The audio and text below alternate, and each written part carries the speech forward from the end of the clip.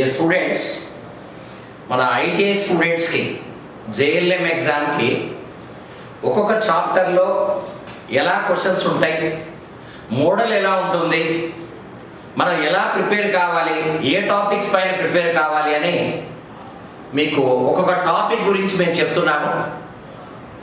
ఇప్పుడు ఈరోజు మనం బేసిక్గా తీసుకున్న టాపిక్ ఏంటంటే basic electricity, fundamentals of electricity. ఇది ఫస్ట్ యూనిట్. మన ఎస్పీడీసీఎల్, ఎన్పీడీసీఎల్, జేఎల్ఎం కోర్స్కి సిలబస్ ఒకటే ఉంటుంది. ఆ సిలబస్లో ఫస్ట్ యూనిట్ ఏంటి సార్ అంటే ఫండమెంటల్స్ ఆఫ్ ఎలక్ట్రిసిటీ. దీన్ని ఫండమెంటల్స్ ఆఫ్ ఎలక్ట్రిసిటీలో ఎన్ని క్వశ్చన్లు వస్తాయి సార్? ఒక 6 నుంచి 7 క్వశ్చన్లు గ్యారంటీగా వస్తాయి. అదే కాకుండా ఏదైనా ప్రాబ్లమ్స్ ఇవ్వాలి మన జేఎల్ఎం ఎగ్జామ్లో అనుకుంటే, ప్రాబ్లమ్స్ ఉన్న ఏరియా సబ్జెక్ట్ ఏదైనా ఉంది అంటే అందులో ఫండమెంటల్స్ ఆఫ్ ఎలక్ట్రిసిటీ ఒకటి, ఏసీ సర్క్యూట్స్ ఇంకొకటి. ఇప్పుడు సపోజ్ మీరు బేసిక్ ఎలక్ట్రానిక్స్ యూనిట్ ఉంది, దాంట్లో నుంచి ప్రాబ్లమ్స్ ఇస్తాడా? చాలా తక్కువ. ఎక్కడో రెక్టిఫైర్స్లో చిన్న చిన్న ప్రాబ్లమ్స్ ఉంటాయి. అన్నీ థియరీ క్వశ్చన్లే ఉంటాయి, ఎక్కువ శాతం థియరీ క్వశ్చన్లే ఉంటాయి. కానీ దీంట్లో మాత్రం బేసిక్గా స్టూడెంట్కి అర్థం కావడానికి, క్వశ్చన్లు అండర్స్టాండ్ చేసుకున్నా లేదా అని చెక్ చేయడానికి ప్రాబ్లమ్స్ ఉన్న ఏరియా ఉన్న టాపిక్ ఏది సార్ అంటే ఫండమెంటల్స్ ఆఫ్ ఎలక్ట్రిసిటీ. సార్ ఎలా చదవాలి సార్? మేము ఐటీఐ ప్రిపరేషన్ ఎలా చదవాలి? ఫస్ట్ మన సాయి మీద దిల్సుఖ్ నగర్ ఆల్రెడీ స్టూడెంట్స్ ఉన్నారు, వాళ్ళు క్లాసులు వింటున్నారు, ఆల్రెడీ అటెండ్ అయినారు. వాళ్ళని అడగండి, ఒకసారి తెలుస్తుంది అంటే మన దగ్గర టీచింగ్ ఎలా ఉంటుంది అని. నేను ఫస్ట్ నా టీచింగ్ కెరీర్ స్టార్ట్ చేసిందే ఐటీఐ స్టూడెంట్స్కి చెప్పడం అమ్మ. ఐటీఐ స్టూడెంట్స్ తర్వాత డిప్లొమా స్టూడెంట్స్కి, డిప్లొమా తర్వాత బీటెక్ స్టూడెంట్స్కి, తర్వాత గేటు, ఇంజనీరింగ్ సర్వీసెస్, ఇలా రకరకాల కోచింగ్లు ప్రొవైడ్ చేశాము. అది కాదు ఇప్పుడు మన టాస్క్. మనం ఇప్పుడు దాని గురించి మాట్లాడదలుచుకోలేదు. ఈ టాపిక్లో క్వశ్చన్స్ ఎలా వస్తాయి, మొన్న వచ్చిన ఎస్పీడీసీఎల్ క్వశ్చన్ పేపర్లో ఉన్న స్పెషాలిటీ ఏంటి అనే విషయాన్ని మనం తెలుసుకుంటున్నాం ఇక్కడ.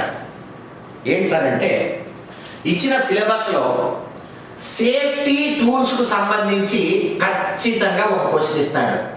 ఎలాంటి క్వశ్చన్ సార్? సడన్గా ఒక మనిషికి షాక్ కొట్టింది, షాక్లో ఉన్నాడు, ఇమ్మీడియట్గా నువ్వేం చేయాలా అంటాడు. నీళ్లు పోసేయాలన్నా, ఏదైనా ఫైర్ ఆఫ్ చేయడానికి ఇసుక పోయాలన్నా, అసలు ఫస్ట్ మెయిన్ పవర్ సప్లైని ఆఫ్ చేయాలన్నా, లేదా కర్రపట్టుకొని ఏదైనా రిమూవ్ చేయాలన్నా, దాంట్లో మనము గమనించి కరెక్ట్ ఆన్సర్ చేయాలి. సేఫ్టీ అనేది చాలా చాలా ఇంపార్టెంట్ అమ్మా. ఎందుకంటే ఎలక్ట్రీషియన్ జాబ్ చాలా రిస్కీ జాబ్. అంటే ఎందుకంటే కరెంటుతో మీరు పనిచేసే విషయం కాబట్టి వన్ ఆఫ్ ద ఇంపార్టెంట్ ఈ సేఫ్టీ. తర్వాత టూల్స్, ఏ టూల్స్ మనం ఎక్కడ వాడాలి అనే దానిపైన, టూల్స్ కంటే కూడా సేఫ్టీ పైన ఎక్కువ క్వశ్చన్ రావడానికి. సార్ మొన్న ఎస్పీడీసీలో రాలేదు సార్, అట్లా నమ్ముకోవద్దు చిన్న. మొన్న ఆ పేపర్లో వచ్చింది, ఈసారి ఇట్లా వస్తుంది, అలా ఉండదు. ఒక్కోసారి పేపర్ బాగా టఫ్గా ఇస్తాడు, ఒక్కోసారి డెడ్ ఈజీగా ఇస్తాడు. కానీ నువ్వు టఫ్గా ఇస్తే ఎలా రాయగలుగుతావు అని ప్రిపేర్ అయ్యావనుకోండి, అప్పుడు నువ్వు ఈజీగా వస్తే డెడ్ ఈజీగా రాస్తావు. నువ్వు రోజు ఒక 1000 మెట్లు ఎక్కడ ప్రాక్టీస్ చేసావు, 1000 మెట్లు దిగుతున్నావు. ఒక రోజు నీకు 100 మెట్లు ఎక్కాల్సిన అవసరమే వచ్చింది, అప్పుడేం చేస్తావు? డెడ్ ఈజీగా అరే నాకు పనే లేదు రా 100 మెట్లు ఇట్లా వచ్చినాను అంటావు. సబ్జెక్టుని బాగా డెప్త్ తెలుసుకుంటే అది అడ్వాంటేజ్. కానీ ఒక ప్రాబ్లం ఏంటంటే మీరు ఐటీఐలో అంత డెప్త్ చదవలేదు కాబట్టి చెప్పేటప్పుడు మీకు కొద్దిగా కష్టంగా ఉంటుంది, నేర్చుకోవడానికి కొద్దిగా కష్టంగా ఉంటుంది. కానీ ఒక పనిని నెంబర్ ఆఫ్ టైమ్స్ చేస్తే ఖచ్చితంగా దాని ఫలితం ఉంటుందమ్మా, ఈజీ అయిపోతుంది. ఫర్ ఎగ్జాంపుల్ ఒక చిన్న ఎగ్జాంపుల్ చెప్తాను. నువ్వు ఎక్కడో మీ ఊర్లో ఉన్నావు, మీ ఊర్లో నుంచి హైదరాబాద్లో బస్ స్టాండ్లోనో రైల్వే స్టేషన్లోనో దిగావు. రైల్వే స్టేషన్లో దిగిన తర్వాత సికింద్రాబాద్ రైల్వే స్టేషన్లో దిగావు. అక్కడి నుంచి దిల్సుఖ్ నగర్ సాయి మీద కోచింగ్ సెంటర్కి రావాలను నీకు ఎవరో 2 వీలర్ ఇచ్చినారు. అప్పుడు నువ్వేం చేస్తావు? గూగుల్ మ్యాప్ పెట్టుకొని కరెక్ట్గా పోతున్నానా లేదా, పోయేటప్పుడు ఇదేంటిది అని తెలుసుకొని టెన్షన్గా అక్కడికి వచ్చినాక అబ్బా నాకు దిల్సుఖ్ నగర్ సాయి మీద కోచింగ్ సెంటర్ తెలిసిందబ్బా, నేను ఫైండ్ అవుట్ చేశాను అని హ్యాపీ ఫీల్ అవుతావు. నెక్స్ట్ డే మళ్ళా నువ్వు అదే రైల్వే స్టేషన్ నుంచి దిల్సుఖ్ నగర్కి రావాల్సిన అవసరం వచ్చింది. అప్పుడు ఏం చేస్తావు? ఫస్ట్ రోజు పడ్డంత టెన్షన్ పడవు. ఆల్రెడీ నీకు ఫలానా చోట ఇక్కడ ప్యారడైజ్ బిర్యానీ ఉంది, హోటల్ ఉంది, అట్లా నీకు అదే ఒక మార్కులు వస్తూ ఉంటాయి. ఒక 10 రోజులు అదే దారిలో వచ్చేస్తే 11వ రోజు అసలు నువ్వు పట్టించుకోకుండా వచ్చేస్తూ ఉంటావు మన ఇన్స్టిట్యూట్కి. ఎందుకు సార్ అంటే చదువు కూడా అంతేనమ్మా. నువ్వు ఫస్ట్ చదివేటప్పుడు కొద్దిగా ఇంగ్లీష్ నీకు అర్థం కావట్లేదు, టఫ్గా ఫీల్ అవుతావు. ఫీల్ అయ్యేటప్పుడు టఫ్ అనిపిస్తుంది. అది 1కి 2 సార్లు వినండి చేయండి, ఆటోమేటిక్గా సబ్జెక్ట్ అనేది ఈజీ అవుతుంది. సో అదేవిధంగా బాగా ఇన్ డీటెయిల్గా చెప్తాము. ఇందులో ఉన్న సీక్రెట్ ఏంటి సార్ అంటే ఇంతకుముందు మన క్వశ్చన్ పేపర్స్లో what is the units of conductivity అని అడిగేవాడు. యూనిట్స్ ఆఫ్ కండక్టివిటీ అంటే స్టూడెంట్స్ అప్పుడు ఆటోమేటిక్గా రాసేసేవాళ్ళు, దీనికి యూనిట్స్ ఆఫ్ కండక్టివిటీ ఇది ఫలానా అని. హలో ఏదో చెప్పండి, యూనిట్స్ ఆఫ్ కండక్టివిటీ ఏం చెప్తున్నారు? మో అని చెప్పినారా ఇది కొంపదీసి? కాదు చిన్న, కండక్టెన్స్ కాదు ఇది, కండక్టివిటీ యూనిట్స్ ఏంటి? 1/Ohm metre. 1/Ohm మీటర్ ఎందుకు సార్ అంటే రెసిస్టివిటీకి ఆపోజిట్ ఇది. రెసిస్టివిటీకి ఆపోజిట్ 1/Ohm ఏం రాస్తాం సార్? మో పర్ మీటర్. మో రాస్తాము, బై మీటర్స్ కిందే ఉంటుంది, మో పర్ మీటర్. చాలా మంది ఏంటంటే ఇనిషియల్ స్టేజ్ లో చదువుతున్న వాళ్ళు కండక్టివిటీ యూనిట్స్ అనగానే కండక్టెన్స్ యూనిట్స్ రాస్తారు. నాకు తెలిసి మన స్టూడెంట్స్ ఎవరు రాయరు, నాకు తెలిసి ఆ విషయం. కండక్టివిటీ యూనిట్స్ వేరే. ఇప్పుడు ఏం చేసినట్టంటే ఇలా ఇవ్వట్లేదు, కండక్టివిటీ యూనిట్స్ ఏమని అడగట్లేదు మనల్ని. స్టూడెంట్స్ని కన్ఫ్యూజ్ చేయడానికి ఇక్కడ ఎలా ఇస్తున్నాడు సార్ అంటే ఒక సింపుల్ చూడండి, ఎగ్జాంపుల్ చెప్తాను మీకు బాగా అర్థమవుతుంది. దీంట్లో ఇక్కడ రెసిస్టెన్స్ అని ఇస్తున్నాడు, రెసిస్టెన్స్. నెక్స్ట్ కండక్టివిటీ అని ఇంకోటి ఇచ్చాడు, కండక్టివిటీ అని ఒకటి ఇస్తాడు. నెక్స్ట్ కండక్టెన్స్ అని ఇంకోటి ఇచ్చాడు, కండక్టెన్స్ అని ఇంకోటి ఇచ్చాడు. నెక్స్ట్ రెసిస్టివిటీ అని ఇలా ఇచ్చాడు.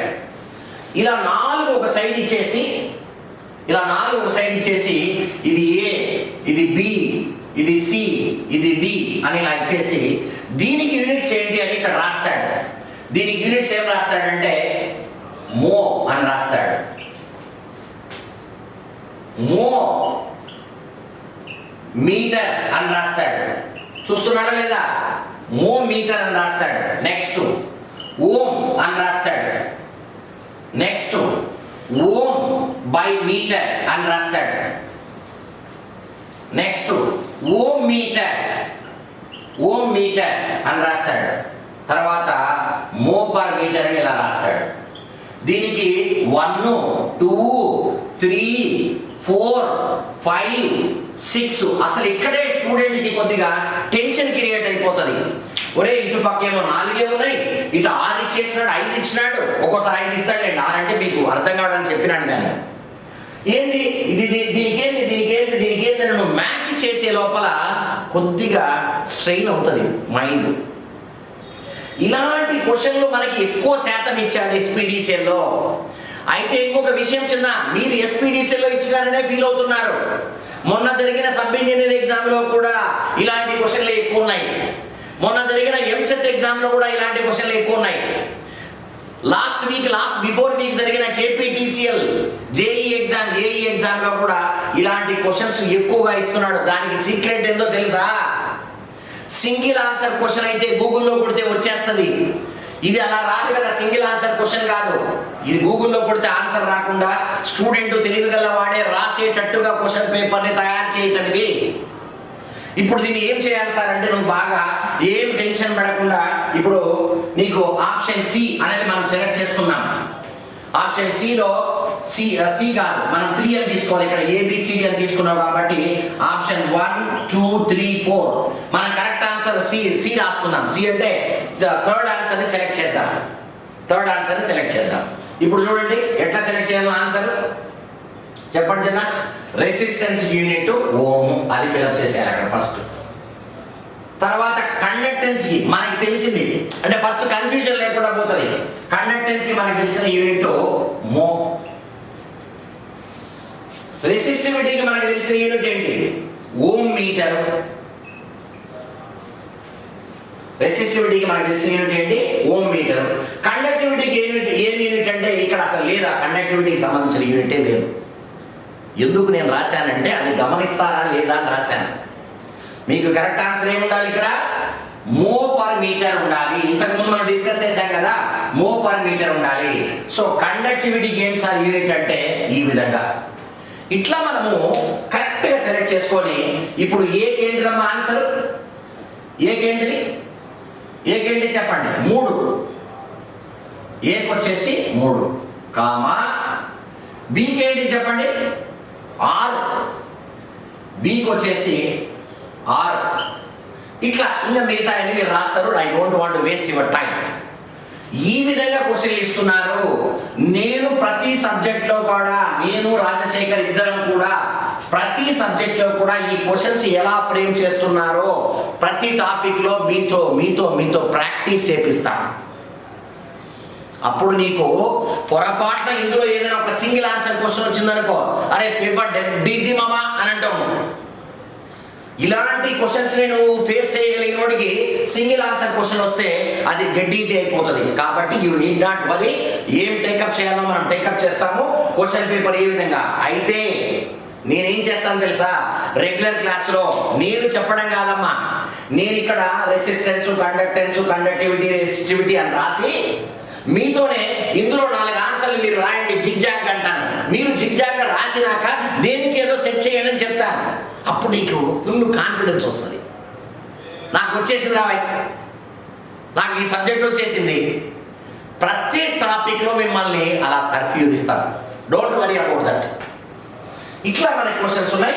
దీంతో పాటు ప్రతి ఒక్కటి కూడా మీరు క్వశ్చన్స్ ఏ విధంగా ఫ్రేమ్ చేయాలో అలా చేపిస్తాము. కాబట్టి దీంట్లో ఇందులో చూడమ్మా, మిగతా ఆన్సర్ మీరు చేస్తారని నేను వదిలేశాను. ఇది ఒక మోడల్ క్లాస్ మాత్రమే కదా. అంటే మన కోచింగ్ ఎలా ఉంటుంది, మనం ఏం చదువుకోవాలి, ఎలా చదువుకోవాలి, మనకి గైడెన్స్ ఎలా ఉంటుంది అనే ఉద్దేశంతో నేను ఇక్కడ మీకు చెప్తున్నాను. ఇప్పుడు ఇక్కడ చూడండి, ఇందులో నుంచి ఒక క్వశ్చన్ వస్తుందమ్మా. సేఫ్టీ నుంచి ఒక క్వశ్చన్ వస్తుంది. తర్వాత ఓమ్స్ లా నుంచి ఒక క్వశ్చన్ వస్తుంది. కిర్చాఫ్స్ లాస్ నుంచి కూడా ఒక క్వశ్చన్ వస్తుంది. ఓమ్స్ లాలో మెయిన్గా ఏంటి సార్ అంటే, ఓమ్స్ లా చదివేటప్పుడు మనకి మీ అందరికీ తెలుసు I = V/R. రెడ్డింగ్ కనపడుతుందో లేదో నాకు తెలియదు, కానీ బాగానే కనపడుతుంది అనుకుంటున్నాను. I = V/R. దీని నుంచి ఏం రాస్తావు? V = IR. దీని నుంచి ఏం రాస్తావు? R = V/I. ఇట్లా ఈ 3 ఫార్ములాస్లో సింపుల్గా ఒక లెక్కిస్తాడు మీకు చిన్న. దీనికంటే కూడా పవర్ క్యాలిక్యులేషన్లో క్వశ్చన్ ఇవ్వకుండా జనరల్గా క్వశ్చన్ పేపర్ ఉండదు. నాకు తెలిసి ఫండమెంటల్స్ ఆఫ్ ఎలక్ట్రిసిటీలో పవర్ క్యాలిక్యులేషన్కి సంబంధించిన ప్రాబ్లం, న్యూమరికల్ ప్రాబ్లం గ్యారంటీ ఇస్తాడు. అలాంటప్పుడు ఏం సార్ అంటే, పవర్ అంటే P = VI. P ఇంకేంటి I²R. P V²/R. ఇలా రకరకాల ఫార్ములాస్ ఉన్నాయి. ఇవన్నీ రకరకాల ఫార్ములాస్ ఉన్నాయి. దీన్నే నువ్వు పవర్ P ఇక్కడ నుంచి ఒక ఈక్వేషన్ చెప్పండి, వోల్టేజ్ V = P/I. ఇక్కడ నుంచి ఇంకో ఫార్ములా చెప్పండి, I = P/V. చూడండి, ఇవి 3 ఒకదానికి సంబంధించిన ఫార్ములాసే వచ్చేసింది. 3 ఫార్ములాస్ వచ్చేసినాయి మనకి. అదే విధంగా నువ్వు ఇక్కడ R కనుక్కోవాలి, రెసిస్టెన్స్ కనుక్కోమన్నాడు ఎగ్జామినర్. అప్పుడు రెసిస్టెన్స్ కనుక్కోమంటే ఏం చేయాలి? P/I². లేదు I ఫైండ్ అవుట్ చేయమన్నాడు. I ఫైండ్ అవుట్ చేయమంటే ఏంటి sir? I² = P/R. I = √P/R. ఇది ఇంకొక 3 ఫార్ములాస్ వచ్చాయి మనకి. అదే విధంగా ఇప్పుడు దీంట్లో ఎన్ని ఫార్ములాస్ వచ్చాయి చెప్పండి? దీంట్లో ఎన్ని ఫార్ములాస్ వస్తాయి? నువ్వు ఆర్ కనుక్కోమన్నాడు. R is equal to V square. ఇది యువతలకు వస్తే ఏమవుతుంది? డివైడ్ అవుతుంది కదా బై పి. ఇది ఒక ఫార్ములా రెసిస్టెన్స్ కనుక్కోవడానికి. తర్వాత నెక్స్ట్ వోల్టేజ్ కనుక్కోవాలి. వోల్టేజ్ కనుక్కోవాలంటే V square is equal to P into R. ఇది యువతలకి వెళ్తే ఇంటూ అవుతుంది కదా. V is equal to root of PR. ఒక్కసారి మీరు గమనించినారంటే ఒక్క ఫార్ములా రాస్తే దాని నుంచి ఎన్ని ఫార్ములాస్ వచ్చాయి అనేది మీరు బాగా గమనించాలి. అంటే ఎప్పుడైనా ప్రాబ్లము రెసిస్టెన్స్ కనుక్కోమన్నాను నేను. రెసిస్టెన్స్ కనుక్కోమనగానే R is equal to V by I ఒక్కటే నువ్వు గుర్తుపెట్టుకుంటే సరిపోతున్నా. రెసిస్టెన్స్ కనుక్కోమన్నాడంటే దానికి ఆ ప్రాబ్లంలో ఏమి ఇచ్చాడు మనకి? పవర్ ఇచ్చినాడా, వోల్టేజ్ ఇచ్చినాడా, కరెంట్ ఇచ్చినాడా, అవి ఏం ఇచ్చినాడో మనం ఏం కనుక్కోవాలి. ఆ ఫార్ములాని పట్టుకొని రావాలి. అర్థమైందా లేదా? ఇప్పుడు చూడండి, రెసిస్టెన్స్ కనుక్కోవడానికి ఇది ఒక ఫార్ములా ఉంది, R is equal to V by I అని. రెసిస్టెన్స్ కనుక్కోవడానికి ఇక్కడ ఒక ఫార్ములా ఉంది చూడు, పి బై ఐ స్క్వేర్ అని. అంటే పవర్ కరెంట్ ఇచ్చినప్పుడు రెసిస్టెన్స్ ఏ విధంగా కనుక్కోవాలి? ఈ ఫార్ములా వాడాలి. వోల్టేజ్ కరెంట్ ఇస్తే ఈ ఫార్ములా వాడాలి. లేదు, వోల్టేజ్ పవర్ ఇచ్చినాడు రెసిస్టెన్స్ ని. ఇట్లా చూడండి అమ్మా, రెసిస్టెన్స్ కనుక్కోవడానికే voltage current, power current, voltage power. Student ఏంటంటే ఐటీఐ కాబట్టి ఈ ఫార్ములా బాగా గుర్తుంటుంది. ఓమ్స్ లా చదువుకున్నప్పుడు V is equal to IR, R is equal to V by I అని నేర్చుకునేస్తాడు. ఎలా నీకు పవర్ ఇచ్చినా కూడా ఈ ఫార్ములా సబ్స్టిట్యూట్ చేయడానికి కొంతమంది ట్రై చేస్తూ ఉంటారు. అలా చేయకూడదు.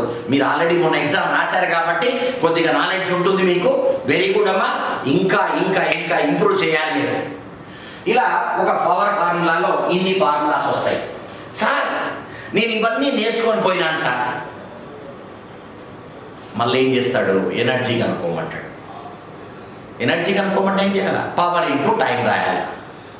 అంతేనా? ఏం లేకడ ఎనర్జీ కనుక్కోమనంటే పవర్ ఇంటూ టైం రాయాలా. Energy is equal to power into time. అంటే దీనికి ఎన్ని ఫార్ములా సంబంధించి ఉన్నాయంటే చల్లగా ఇక్కడ నువ్వు ఎనర్జీ కనుక్కోమంటే ఎనర్జీ, ఇప్పుడు ఇక్కడ ఎనర్జీ కనుక్కోమన్నాడు అనుకో, ఈజ్ ఈక్వల్ ఏంటి? విఐటి.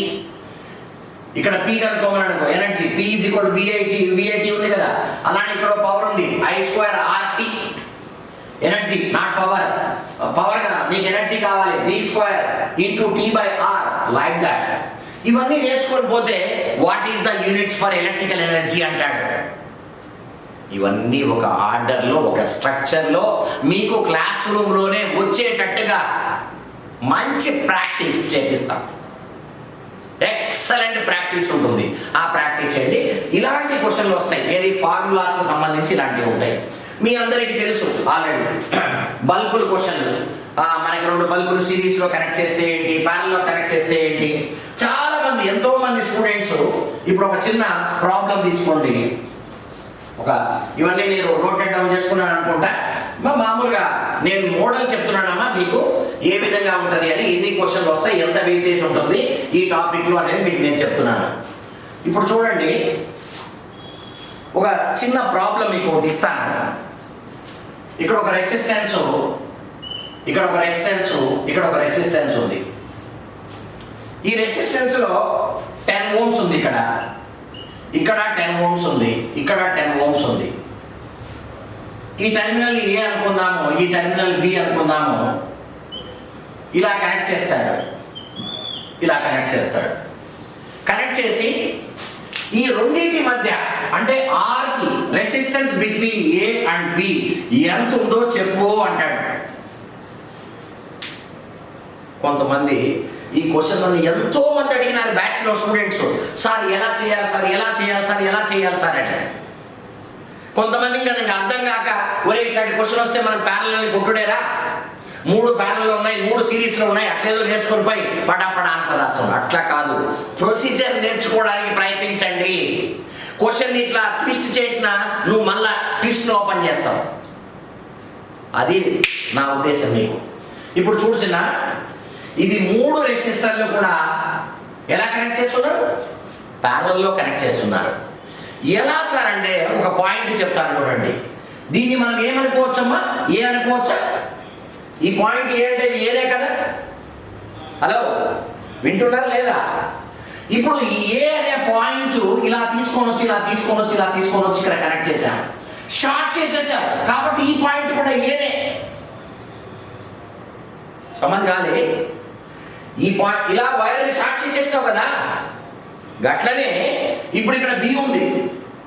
ఈ బిని తీసుకొని వచ్చి ఇట్లా తీసుకొచ్చి ఇక్కడ కనెక్ట్ చేసినావు అంటే మరి ఇది బి అంటాం కదా. ఏం చూడ అర్థం కాలే? అర్థమైందా లేదా? సో ఇప్పుడు మార్కర్, బ్లూ మార్కర్. ఇప్పుడు చూడమ్మా, ఈ 10 ohms అనేది ఎక్కడ ఉంది? ఏకి బికి మధ్య ఉంది. 10 ohms అనే రెసిస్టెన్స్ ఎక్కడ ఉంది? ఏకి బికి మధ్య ఉంది. ఇక్కడ ఏ, ఇది బి అని ఇలా రాసుకుంటాను. ఈ బ్లూయింగ్తో ఏదైతే నేను రౌండ్ చేశానో ఆ వాల్యూని ఇక్కడ రాసుకున్నాను, 10 ohms. ఏమన్నా శంకరణ ఇంటురా? ఇప్పుడు చూడు, ఈ రెసిస్టెన్స్ ఎక్కడ ఉందన్నా గమనించినవా? బికి ఏకి మధ్యనే ఉన్నది, బికి ఏకి మధ్యనే ఉన్నది. అది కూడా ఎంత? 10 ohms. మళ్ళా చూడు ఇక్కడ ఈ రెసిస్టెన్స్ ఎక్కడ ఉన్నది? ఈ రెసిస్టెన్స్ ఎక్కడ ఉన్నది? ఏకి బికి మధ్యనే కదా ఉన్నది. కాబట్టి ఏకి బికి మధ్యనే రాస్తా. మళ్ళా ఏకి బికి మధ్యనే రాసిన ఇక్కడ. ఇది ఏ, ఇది 10 ohms. ఇప్పుడు ఎట్లా కనపడుతుంది? ఇక్కడి నుంచి కరెంట్ ఇలా వెళ్తుంది అంటే ఇటొక కరెంటు, ఇటొక కరెంటు, ఇటొక కరెంటు, 3 కరెంట్లుగా డివిజన్ జరుగుతుంది. కరెంట్ డివిజన్ జరుగుతున్నాయంటే ఈ 3 ప్యారల్లో ఉన్నాయని. ఈ 3 ప్యారల్లో ఉంటే ఆర్ ఈక్వలెంట్ ఎంత అంటే R/N. ఆర్ ఎంత? 10 ohms. ఎన్ని రెసిస్టర్లు కనెక్ట్ చేశాం? ఈక్వల్ రెసిస్టర్స్ ఉన్నాయి కాబట్టి 3 రెసిస్టర్స్ కనెక్ట్ చేశాం కాబట్టి 10/3 ohms is the answer. 10/3 ohms is the answer. ఇలాంటి ప్రాబ్లమ్స్ మీకు ఎంత ఈజీగా అర్థం కావాలో అలా ఎక్స్ప్లెయిన్ చేస్తాను. Don't worry. సార్ బాగా చెప్పినాం సార్, ఈ లెక్క మాకు ఎగ్జామ్లో వేరే లెక్క ఒకటి ఇచ్చినాడు సార్, ఇట్లా నేర్చుకొని పోయినాక ఇప్పుడు చూడన్నా అన్నా ఇంకొక లెక్క ఎట్లుంది సార్ అంటే 10 ohms 10 ohms 10 ohms 10 ohms 10 ohms 10 ohms. ఇక్కడ ఒక 10 ohms, ఇక్కడ 10 ohms. ఈ రెండింటి మధ్య రెసిస్టెన్స్ కనుక్కోమన్నాడు. ఏబి ఎంతో మధ్యలో కనుక్కోమన్నాడు. ఇప్పుడు చెప్పండి ఆన్సర్ ఎంతో? ఎంత వచ్చిన ఆన్సర్? సార్ 5 ప్యారల్లో ఉన్నాయి సార్, 10/5 2 ohms సార్, గట్లా చెప్పకూడదన్నా. ఇప్పుడు మీరు బాగా గమనించాల్సిన విషయం ఏంటంటే ఇవి 2 సర్క్యూట్లు సేమ్ కాదు. ఇది వేరే, ఇది వేరే. ఇది నేర్చుకొని పోయి అరే రమణాసారి చెప్పినట్టు ఇట్లుండే ప్యానల్లో మనం కొట్టుడే అని కొట్టకూడదు. ఇది మారిపోయింది కదా. ఇప్పుడు ఈ పాయింట్ ఏ అనుకుంటే దీన్ని ఇలా తీసుకెళ్ళి ఇక్కడ ఏమన్నారా? ఏ అని అనకూడదు. ఎందుకంటే షార్ట్ చేసినాం అనుకో ఇట్లా, అప్పుడు ఏ అనొచ్చు? షార్ట్ చేయలే, ఇక్కడ మధ్యలో రెసిస్టెన్స్ ఉంది, ఇక్కడున్న వోల్టేజ్ సేమ్ కాదు. అప్పుడు మనం ఇక్కడ వేరే పాయింట్ ఏదైనా అనుకోవాలి. నువ్వు సి అనుకో, అదేవిధంగా ఈ పాయింట్ బి అనుకుంటే ఇది డి అనుకో. ఇప్పుడు దీన్ని రీఅరేంజ్మెంట్ చేస్తే బ్రిడ్జి సర్క్యూట్ వస్తుందమ్మా. ఏమొస్తుంది? బ్రిడ్జి సర్క్యూట్ వస్తుంది. దాంట్లో బ్రిడ్జి బ్యాలెన్స్డ్ కండిషన్ వస్తుంది. మధ్యలో ఉన్న ఈ రెసిస్టెన్స్ ని మనము రిమూవ్ చేసేయచ్చు. చాలా సింపుల్ అయిపోతుంది. ఒక 20 ohms ప్యారలల్లో ఉంటాయి, అవి 10 ohms రెసిస్టెన్స్ వచ్చేస్తుంది. ఆ విధంగా ఇది బ్రిడ్జ్ బ్యాలెన్స్డ్ కండిషన్. ఎందుకు ఈ ప్రాబ్లం అంటే నేను ఎప్పుడైనా చెప్పేటప్పుడు ఒక కాన్సెప్ట్లో స్టూడెంట్ ఎక్కడ మిస్టేక్ చేస్తారు అనే పాయింట్ని గమనిస్తాను. ఇప్పుడు మొన్న ఎన్పిడిసిఎల్ బ్యాచ్లో చెప్పాను, కిర్చాఫ్స్ కరెంట్ లాలో కనీసం అంటే ఒక 15 ప్రాబ్లమ్స్, కిర్చాఫ్స్ లాస్ మొత్తం కాదు, కిర్చాఫ్స్ కరెంట్ లా ఆఖరికి ఏమన్నాయి సార్ నేను చేస్తా, లెక్క చేస్తా సార్ నేను అనే స్టేజ్కి తెచ్చేసినాను. అట్లా కిర్చాఫ్స్ కరెంట్ లాలో ఏదో ఒక రకం. ఇప్పుడు ఇట్లా ఉంటుంది, వైర్ ఇట్లా పోతుంది, ఇట్లా వస్తుంది, ఇక్కడి నుంచి ఇట్లా పోతుంది, ఇట్లా వస్తుంది, మళ్ళా ఇక్కడ ఇట్లా అవుతుంది, ఇట్లా వస్తుంది. ఇప్పుడు ఇక్కడ ఎక్కడో కరెంట్ కనుక్కోమన్నాడు. సింపుల్ పాయింట్, పాయింట్ తెలిస్తే ఆన్సర్ వస్తుంది, లేకపోతే ఏంద్రా ఇట్లా ఉంది, ఏదైనా నెట్వర్క్ ఇచ్చినాడు మనకి అనే కష్టం ఉంటుంది. ఈ ప్రాబ్లమ్స్ అన్నీ కూడా కిర్చాఫ్ కరెంట్ లా పైన ఒక ప్రాబ్లం గ్యారంటీ వస్తుందమ్మా, లేదా కిర్చాఫ్ వోల్టేజ్ లా పైన ఒక క్వశ్చన్ వస్తుంది. మనకి ఓమ్స్ లాలో క్వశ్చన్ రావాలి అనుకుంటే ఆల్రెడీ చెప్పాను, ప్రాబ్లము లేకపోతే ఏంటి దీంట్లో లిమిటేషన్స్ ఏంటి, ఓమ్స్ లాని ఎక్కడ అప్లై చేయొచ్చు, ఎక్కడ అప్లై చేయకూడదు. చిన్న గ్యారంటీ క్వశ్చన్ ఏంటంటే సిరీస్ ప్యానల్లో ప్రాబ్లం, రెసిస్టివ్ నెట్వర్క్ ఇచ్చి అందులో టోటల్ రెసిస్టెన్స్ కనుక్కో, లేకపోతే ఒక్కో దాంట్లో current division formula, voltage division formula, దానికి సంబంధించి మనకి గ్యారంటీ క్వశ్చన్ ఇస్తాడు. ఒక క్వశ్చనే కాదు, 2-3 క్వశ్చన్లు మిక్స్ చేస్తున్నాడు. Star delta, star delta conversion, మొన్న కూడా ఎస్పీడీసీ ఎగ్జామ్లో స్టార్ డెల్టా కన్వర్షన్ ఇచ్చినాడు. కాకపోతే ఆ స్టార్ ఇస్తే అది మార్చగానే కనుక్కోలేకపోవడం అనేది బ్యాడ్ లక్. కొంతమంది పట్టేసినారు, రే స్టార్ వచ్చిందా ఇక్కడ మనకి కనుక్కుంటామని ఈజీగా చేసినారు.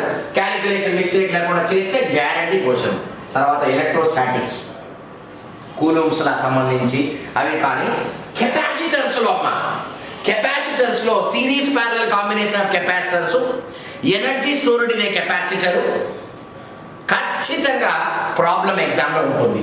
తర్వాత ఎర్తింగ్, మనకి ఏమేమి ఎర్తింగ్లు ఉన్నాయి, ఎక్కడ ఏ ఎర్తింగ్ని వాడతాం? ఇప్పుడు లూజ్ సాయిల్ ఉంది, ఇసుక సాయిల్ ఉంది, అలాంటి దగ్గర ఏం ఎర్తింగ్ వాడతాం చెప్పు?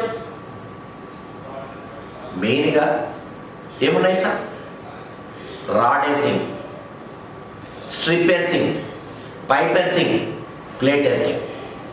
నేను క్లాస్ చెప్పేటప్పుడు ఏం చేస్తాను తెలుసా, అసలు కన్ఫ్యూజన్ లేకుండా ఒక్కొక్క ఎర్తింగ్ ఎందుకు వాడతాము, ఎర్తింగ్ వల్ల ఉపయోగాలు ఏంటి అవన్నీ ఆటోమేటిక్ చెప్పేస్తాను.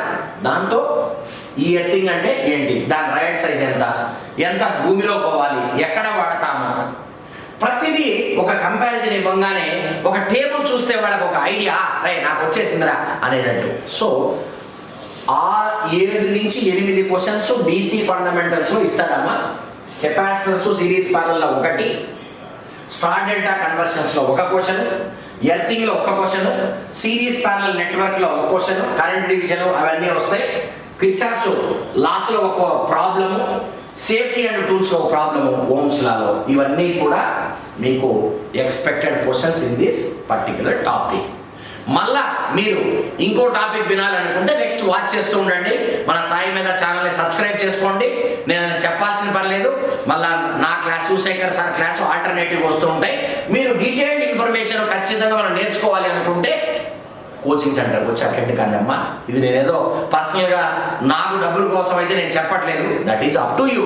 నీకు అనిపించారే నేను ఇక్కడ చదువుకుంటే నాకు జాబ్ వస్తుందిరా అని అన్నప్పుడు మీరు చేయండి.